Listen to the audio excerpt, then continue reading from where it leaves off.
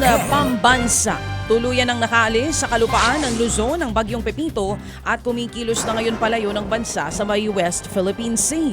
Huling namataan po ang bagyo 145 kilometers sa silangan po ng Sinait, Ilocos Sur. May lakas pa rin ito ng hangin na aabot sa 130 kph at bugso na hanggang 160 kph. Inaasahang lalabas sa bansang bagyo ngayong umaga o kaya na may mamayang hapon.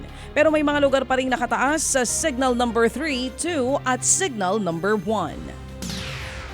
Ipauubaya na raw ng palasyo sa mga local chief executive ang desisyon sa kanselasyon ng klase at pasok sa trabaho sa tuwing may bagyo.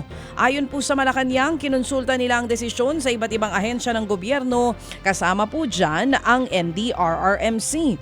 Ang ibig sabihin, mga mayor na ang magdedesisyon kung may pasok o wala depende sa sitwasyon ng kani-kanilang lugar. Oy, kung ganun, mga mayor, agahan po natin ang gising at nasa inyo na po palang mga kamay kung may pasok o wala ang isang lugar. Samantala, namahagi naman ng ayuda ang Alagang Kapatid Foundation sa mga kababayan po nating sinalanta ng bagyo sa Cagayan.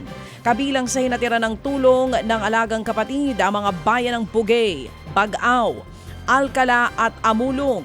Namigay rin tayo ng ayuda sa Gonzaga, Cagayan na sinalanta ng flash flood ng bagyong Ophel. Patuloy na tumatanggap ng donasyon ang Alagang Kapatid Foundation para sa mga binagyo. Sa mga nais pong magpaabot ng tulong, maaari po ninyong ipadala ang inyong donasyon sa bank accounts ng Alagang Kapatid Foundation. O scan lamang po ang QR code na inyo pong makikita sa inyong mga screen.